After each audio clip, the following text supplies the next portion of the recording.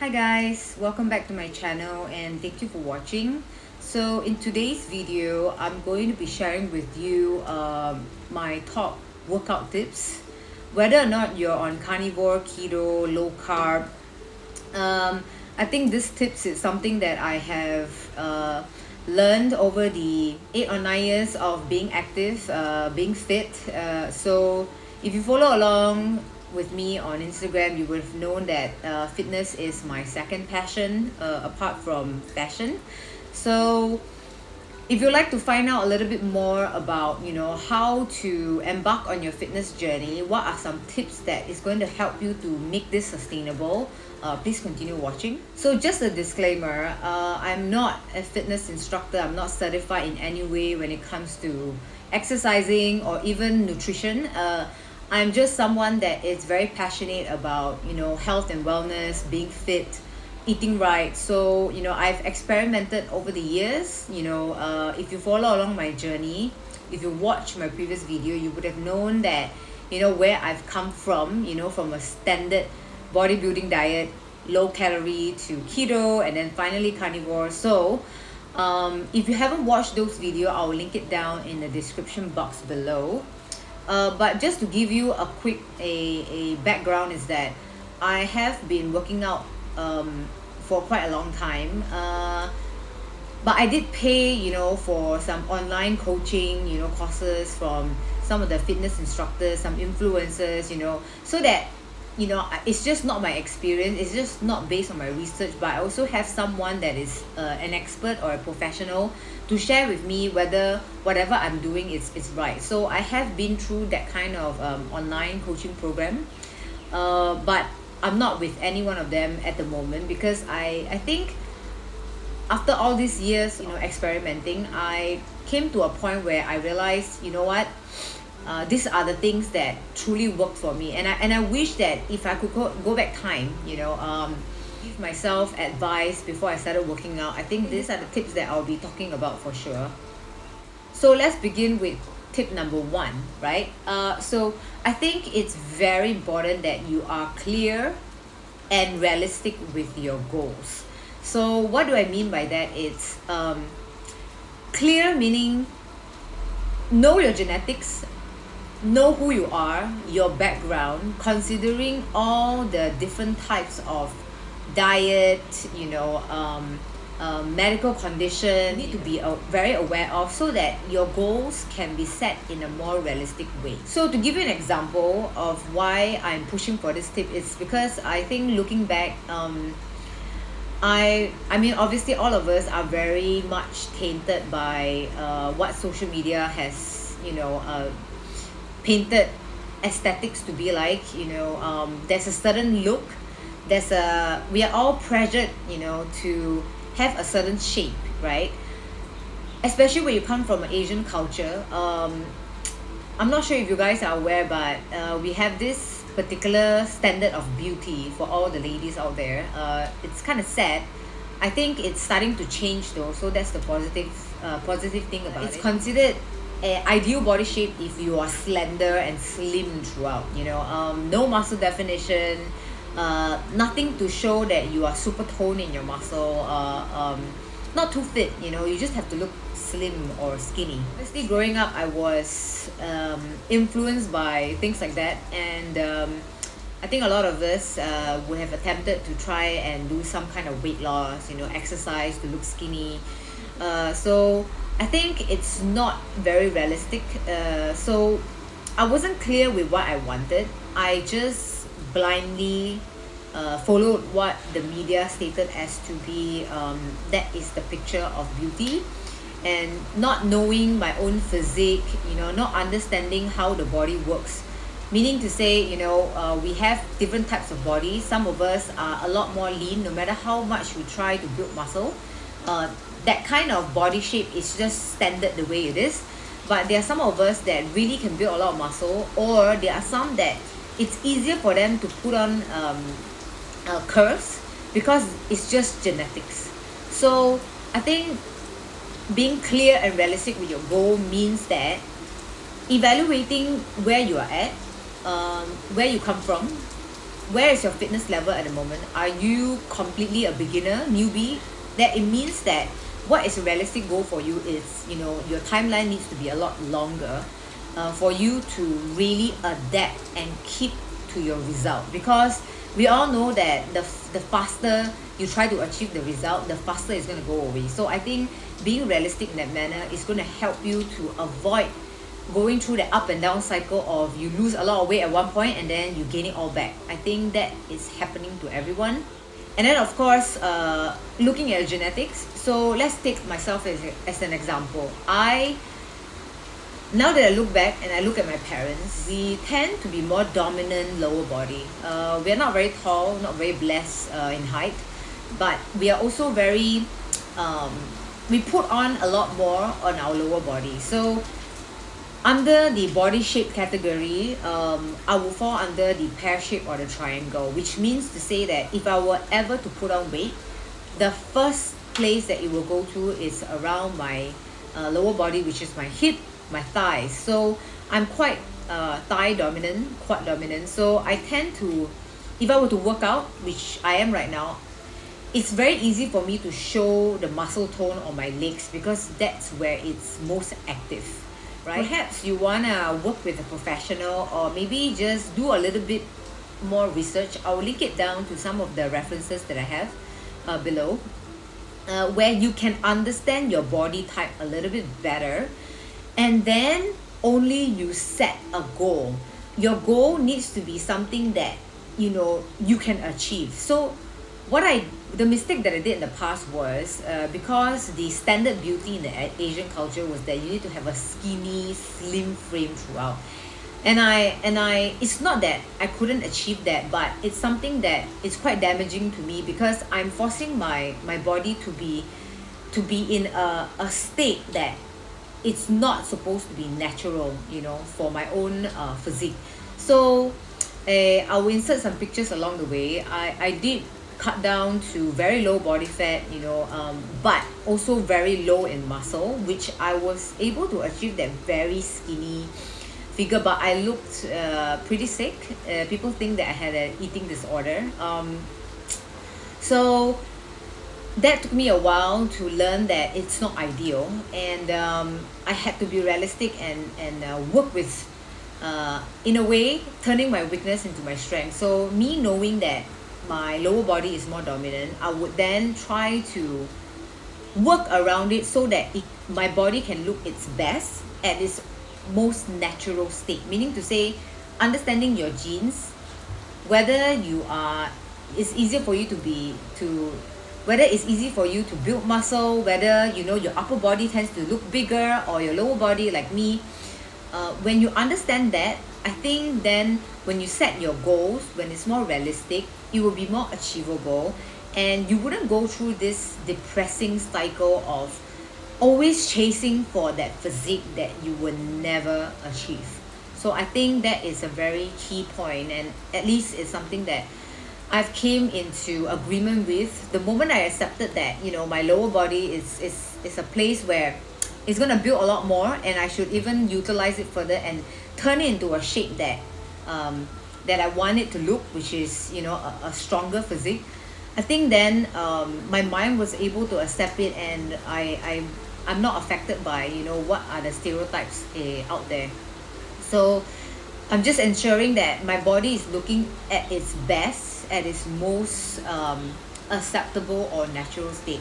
I hope that makes sense to you. One thing that I wanted to highlight within this tip is, when you're setting yourself a clear and realistic goal, I think you should focus really more about body recomposition rather than setting a number as a goal. So this is the most common mistake, and I have seen not just myself, but the people that I work with, family members, they are so paralyzed by the number on the scale. And what's the thing? They themselves don't even realize that they are looking better and better. They are dropping in terms of their dress or outfit sizes, but they still use that number as an indicator to say that things are going bad. If you haven't seen how the difference between muscle and fats, you know, what its weight and the density of it, how it's going to affect your body recomposition. Maybe I will show the picture somewhere along as I'm explaining. So you must understand that the weight of muscle and fats can be similar, but the density is different. And so when it's placed on your body, right, you might look like you have shrunk your muscle tone, you look like you are fitter, you know, but your weight might maintain the same or even go up. That's because with resistance training, with the proper nutrition, you are building muscle, right? You're building muscle, you're building more mass, and that usually means that you are also dropping fats. But that doesn't mean that your weight is going to drop. Oftentimes, because muscle is a lot dense, the weight of it is almost the same as fats. So you might be at the same weight or even more, but you look leaner and even more toned. So I think the number shouldn't be an indicator for you to know that, oh, you know what, I have slimmed down. I think you should change that perspective. It's not healthy and it's not accurate unless you go for a DEXA scan, which is very expensive. It's not very accessible, you know, where they can tell you the exact muscle mass that you have and your body fat percentage. You can be specific that way, but I wouldn't go that route. I think human being, we work best when we are following through our observation and our own instinct. So I think if you are looking at yourself in the mirror, you feel like, hey, you know what, my booty is looking a little bit more tight, firmer, and my waist seems to be about the same, or it seems like it's a bit more nipped in, you know. Those are better indicators than, you know, looking at the scale, the number on the scale. I think probably that's something that you want to slowly retrain your mind. So focus on body recomposition using your observation, how you look, you know, the fit of your clothes, rather than the number on the scale. And even if you were to put on weight, okay, but you are doing resistant exercise and you are eating enough protein, you are most likely to be putting on muscle, even if you are putting on muscle at the same time you're putting on fats, because probably you're eating way more calories than you should. I think you can stay that way, but just increase the amount of exercise that you have, because at the end of the day, the body fats itself, when your body is fully healed, you know, for example, sleep well, you start to adapt to this whole fitness routine and way of eating. You need to give it time, right? I think patience is a virtue here. So you heal well, and then slowly you will start to see the body fat is going to come off. I think that's the worst part that we all need to accept, is that if you are really in this journey of trying to just lose weight, you know, you want to get smaller, bear in mind that healing comes first before your body will learn how to lose the fats that is around it. It is what it is. There's no sugar coating to it. If you're not fully healed and you are still trying to chase wanting to be skinny, I think you are setting yourself up for a very vicious cycle, and you are just going to fail over and over again. Another thing that you can stay on this path, right, when you are setting this goal, is perhaps not focusing on how you look, but focusing on how you perform with each workouts that you're going to do. So I assume that with you watching this video, you are kind of interested in starting your own fitness journey. You're about to start a workout program. You want to get some tips on how to do it. I think then before you even begin the workout, perhaps you want to set a goal that is based around performance rather than how you look. I think always trying to analyze, you know, how your waist looks like, how your butt looks like on a very frequent basis is not very healthy. I found that by focusing on performance, you not only distract yourself, but you build yourself strength mentally, because when you are training for performance, meaning to say you don't just go into the gym and like, oh, I'm just gonna do my 30 minutes like body weight workout. Same thing for every week, you know. There's no push, no progress, you know. That is an exercise for fun. What we mean by training is, you know, you are very particular in terms of, okay, this week I'm gonna do 10 burpees and that's my max. Next week, I'm going to try to do 11 burpees and then so on. You just increase it. So the whole point of performance base, right? It's you are focusing on getting stronger every time you do the workout. So you have it in your mind that every time you do that workout, you will try to challenge yourself a little bit. Maybe lift heavier weight compared to the week before. Do one more rep, or maybe if you're someone that likes to play with time, you know, like probably you can do squats in X number of squat in 1 minute, but then the next time you're gonna do it, still 1 minute, but you would do like a higher number of squats. So I think this kind of game-based, performance-based, where you challenge yourself, it's going to help you to become stronger. You will build that grit as well mentally, and then you'll be a lot more focused on feeling stronger rather than I want to look slim all the time. So I guess my point to you is, when you focus on performance, when you focus on getting stronger every time you do your workout, naturally your body will learn to adapt to the new challenges, right? And then you will start to see the body changes. That is when body recomposition will happen. Okay, so now let's move on to tip number 2. So this is something that I avoided a lot because I didn't have the right knowledge. So tip number 2, it's about, you know, finding a weak spot, a weak body part of yours, or a body part that you don't like about yourself a lot. I think it's not very difficult for us to identify this, unfortunately.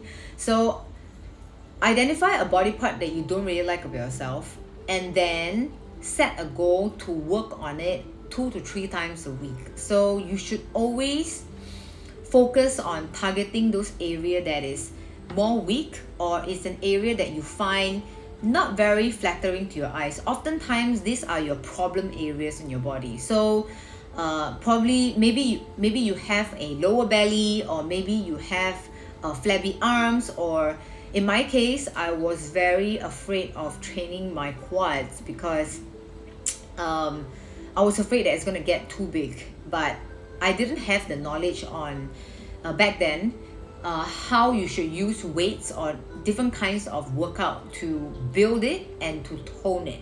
So I also learned how to train different body parts around my problem area so that I can manipulate or make it look more proportionate. So understanding that I cannot really change my quads, is no matter what it is more dominant. I would avoid, you know, doing too heavy quad focused kind of workout. So things like leg press, you know, those that really involve a lot of quad a tension, I would focus on lighter weights for that, because I want to tone out the shape of my quads rather than break it down and make it look bigger, because that's not my goal. So where I want to break it down and look bigger is actually my butt. So if I build my butt, right, then my quads, if I tone it, it will look a lot more proportionate. So meaning when I build my butt will look perkier. It will look a little bit obviously bigger than before. My quads will naturally look more shapely and more toned down. I hope that kind of makes sense to you. It's just a play of illusion. So to summarize, find a body part that you don't like, and oftentimes that is the body part that you need to work on even more. Think about there are 2 types, right? If you use heavy weights, meaning to say when you pick up the weight, you can only squeeze out like 8 to 10 reps. After that, you'll be dying. Those are usually your heavier weight kind of workout, and that would actually build. So in my case, because I also wanted like a stronger shoulder because you know my hips are generally wider, so I wanted like a more balanced body shape, because you know triangle is wider at the hip, right? So I wanted to build a bigger shoulder as well. So I do a lot of shoulder exercises that are heavier in weight, so that I can make this appearance here a little bit more protruding, right?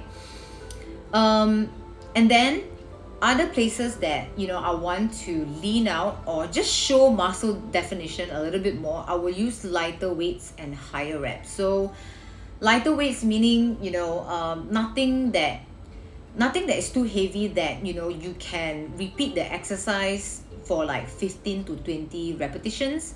I think that is a good high rep lighter weights. But you can also use resistance bands for this if you don't have access to dumbbells or kettlebell.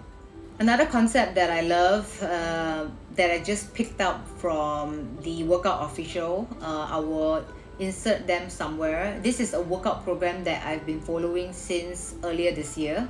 I've tried many of their challenges, 30-day challenges, and it's been keeping things quite fun for me, because I'm always learning new moves and challenging myself. So if you want to embark on a fitness program, I think it's a good place to start with the Workout Official, because they also have some beginners, how to deadlift properly, how to do proper squat. Check them out. So another concept that I've learned from you know doing these exercises is, if you are very limited in terms of your gym equipments, or you don't have access to gym, or you don't like going to the gym, you can always make use of the things that you have at home. So a very heavy water bottle, or resistant bands, which is very cheap to find, or even if you're like have a pair of like 5 kg dumbbell, you know, you can always use time under tension method to create this kind of stimulation on your muscles, right? At the end of the day, the more you stimulate your muscle, the more you're going to achieve that kind of body recomposition to look fitter. So I guess that's the whole point of why we always recommend resistance training. So time under tension means that, you know, as you are going into the tense move, is that negative? I think it's called negative. It's where I will insert a video somewhere of me doing a slow deadlift with a kettlebell. So as I am going downwards, okay, you will see that the back of my legs would be stretched out. So between my butt and the back part of my quads, that is where I will feel the tension of the muscle is being stretched out. And usually when I move downwards with the kettlebell, right, the heavy one, I will feel that stretch, and then I will try to hold on to that stretch for a while, like 3 seconds, before I go back up. And usually when I go back up, when I release the tension, right, is when I do it in a very explosive, like 1 second move. So when I go downwards, meaning the negative of like 3 seconds, so 1, 2, 3, I go downwards, and then I will explode back up. I will then squeeze my glutes. So that is when I know I'm actually activating and working on my glutes. You can achieve this not just with deadlift, of course. There are all these body weight exercises, especially when you're using resistance or weights. You'll be able to do that. You know, it's how you contract or tense up the muscle at a longer duration of time. So that's the meaning of time under tension. So let's move on to tip number 3. The timing of your workout is everything. The reason why I'm saying this is because ever since I learned about how your body clock works, the circadian rhythm, I'll insert a picture somewhere. So the circadian rhythm is something that, you know, when it's the sunrise, between a certain timing is when your body is more alert. You know, you are able to do certain things more effectively than others. And then when it reaches sunset, you know, when your body is going into the relaxation mode, is winding down, you know, that's the time that you are supposed to not increase your cortisol and try to put it into relaxation mode. So I think after knowing this whole thing about circadian rhythm, I realized that Previously in the past, I have worked out in really wrong timing. But then again, I was in my early 20s, and we all know that when you're in your early 20s, you can get away with anything. Even if you're eating crap, you can get very fit. So if you're still in your early 20s and you're watching my video, maybe you want to consider this tip later part in your life. So for me, I realized that I work out best fasted in the morning because I'm very alert. I'm not hungry usually in the morning. I fast naturally. I think this is also because of a carnivore diet. And one signal that tells me that I can work out faster in the morning is because the moment I wake up, it's instant. I don't really need an alarm clock. My body would be awake automatically at 5:30 or 6 a.m. latest. And then I feel this like surge of energy, like I can just go to the gym, it's just following how I feel. So that's a sign for me that I'm a morning workout person. But the experts did say that the best timing to work out is actually in the afternoon. That is not ideal for me because I work an office hour. Sometimes it's really not realistic for me to just run out during lunchtime, go for a sprint, and then I have to mess up my makeup and my hair. So it's not ideal for me. I've tried it. I realized that if I try to work out later part in the day, whether it's fasted or I ate something 3 hours before that, I just don't feel as great as when I'm fasted. So I figured out what worked for me. I know a lot of people who likes working out after working hours, in the evening time. It depends. I think going for endurance training, long walks, like a slow jog, I think it's fine. But if you are attempting to do some intense workout in the evening near to your bedtime, I think short duration it's fine. But if you're doing it for quite a long time, it's gonna mess up with your sleep cycle, because it did to mine.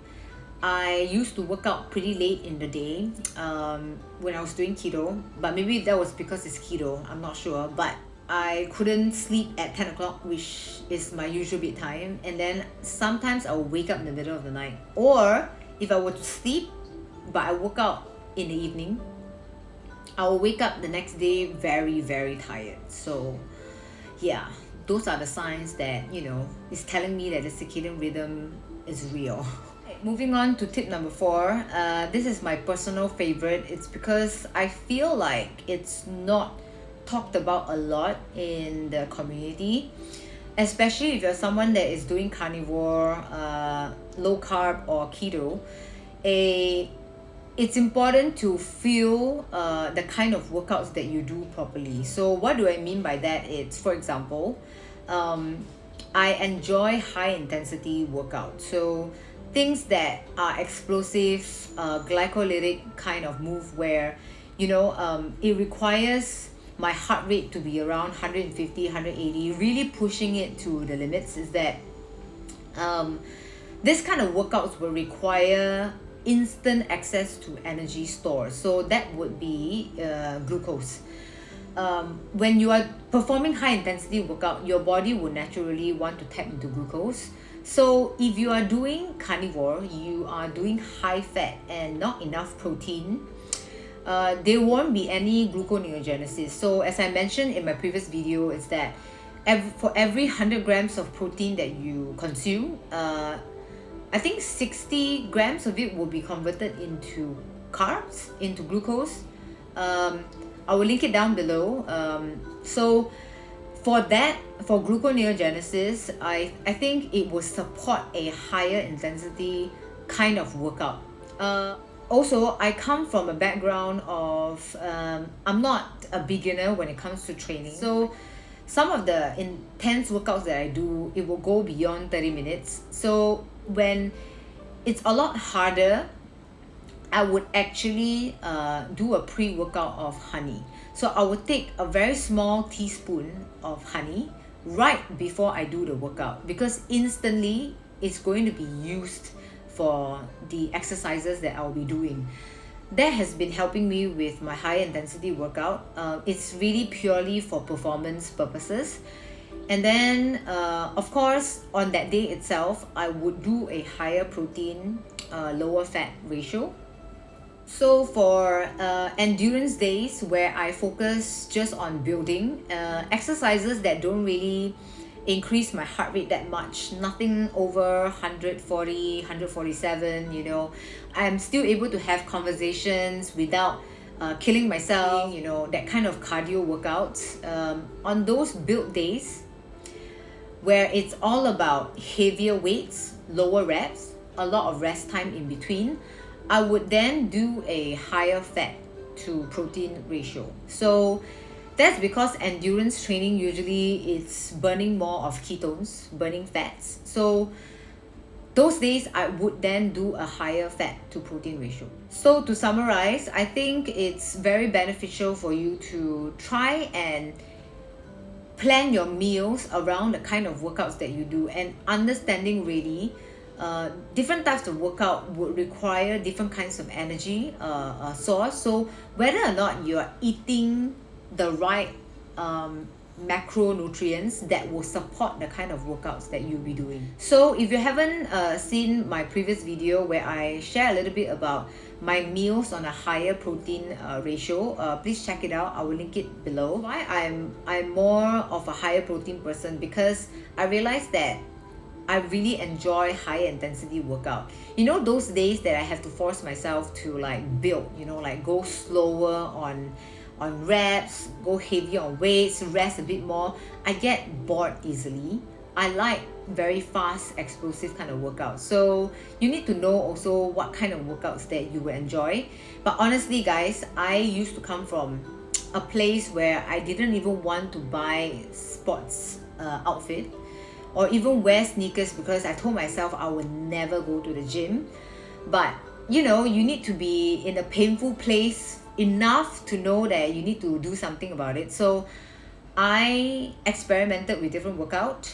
Having an open mind helped me to find out more about myself, and I realized the kind of workouts that actually makes me feel better. So I hope that you would be open-minded to experiment and find out the one that will work for you. Key learning point is to feel the types of workout that you do properly.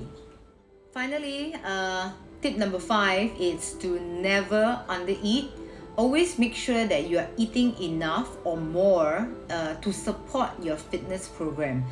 If you are going to train yourself to be stronger, it's only logical for you to fuel yourself properly and sufficiently. I think a lot of us who are carnivores, and especially during higher protein, we tend to undereat. This is because, you know, the amount of protein that you eat, I think it's 20% of it, don't quote me, I think that's the number, is going to be burned off just by, you know, the body digesting it. So you could be under eating in that sense if you are really on a higher protein ratio. Always make sure that you cycle in your energy sources from time to time. If you are someone that is going to work out intensely more than 3 times a week. So I've noticed that with myself, if I'm not mindful about cycling back in the energy sources, you know, making sure that I use honey before my intense workout, and especially not being mindful that I need to eat a lot more than I think I should. So for example, I used to have this mentality of, oh, I'm only like 5'1", you know, I'm not that tall, you know, I already ate two giant pieces of steak and I'm still hungry. And I would tell myself, if somebody that's taller than me can't even eat like 2 pieces of steak, who am I to eat more than that? But the thing is, it's all protein, right? And I was doing high intensity workout, so it's only logical for me to, you know, eat a lot more, because my body requires more of the nutrients to recover from the exercises that I was doing. So I know in the space we often advise people not to weigh their food. If in this instance, if you have tried many things and you are still trying to achieve that body recomposition, perhaps it's good to have some form of measurement in terms of how much you're eating. Are you eating 2 pounds of meat, 1.5 pounds, if you're a carnivore? So I think starting somewhere, knowing how much you're eating is going to sort of help you gauge if you're supposed to be eating more or less. But of course, with anything that has to do with numbers, is to not obsess over it.